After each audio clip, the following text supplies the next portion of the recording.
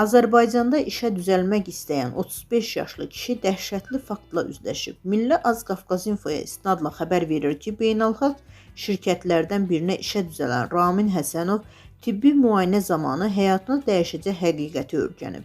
Paytaxt sakini 8 il əvvəl ailə qurub, həmin nikahdan 7 yaşlı oğlu olduğunu düşünüb.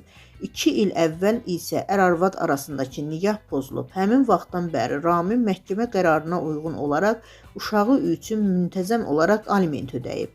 Lakin işə qəbul prosesi zamanı keçirilən tibbi yoxlama Ramində suallar yaradıb. Belə ki, analizlərin nəticəsi olaraq ona ata ola bilməsinin mümkünsüz olduğunu deyiblər. Eşitdiyindən şoka düşən Ramin əvvəlcə nəticənin səhv ola biləcəyini fikirləşib, belə bir şeyə inanmadığını israr edib. Lakin atalığın müəyyən edilməsi üçün keçirilən DNT analizi də ilkin nəticəni təsdiq edib. Məlum olub ki, azyaşlının atası Ramin deyil.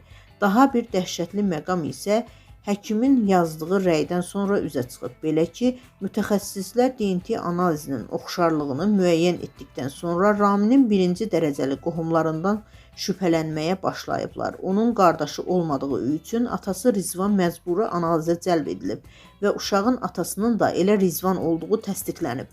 Məhkəmə araşdırması zamanı həm Raminin 64 yaşlı atası, həm də keçmiş arvadı həqiqəti etiraf ediblər. Qaynata və gəlin 8 il əvvəl bir məclisdən sonra sərxoş vəziyyətdə olduqlarını, aralarında həmin gecə cinsi əlaqə baş verdiyini deyiblər. Onlar iddia ediblər ki, bu hadisə yalnız bir dəfə baş verib və sonralar təkrarlanmayıb.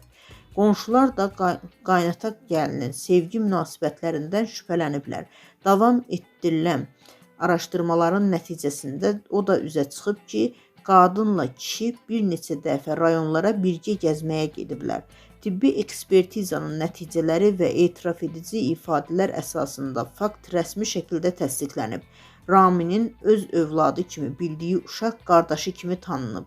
Məhkəmənin qərarı ilə Raminin 2 il ərzində ödədiyi aliment məbləği ona qaytarılıb. Bundan əlavə uşağın saxlanılması ilə bağlı aliment ödəmə öhdəliyi onun və uşağının bioloji atasının üzərinə qoyulub.